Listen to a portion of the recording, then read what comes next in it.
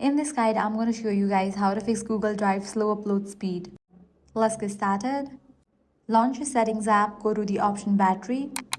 Now head over to the option Power Mode.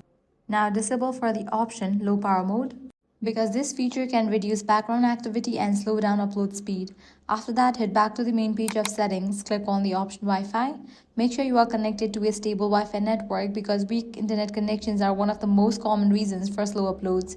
If your Wi-Fi connection is already slow, try disabling Wi-Fi and switching to mobile data connection instead to see if the upload speed improves. Next, head back to the main page of settings, go to General. Click on VPN and Device Management. If you are connected to VPN, disconnect to it. VPNs can significantly slow down the file uploads in Google Drive, so make sure it says not connected. After these steps, you can launch your Google Drive and try to upload the files. Next up, clear cache for the Google Drive. For that, head back. Click on the option Storage.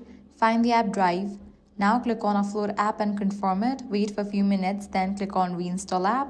By following these steps, your problem will be resolved. Now you'll be able to upload files in very fast speed. That's it. If this guide helped you out, do not forget to like, share, and subscribe.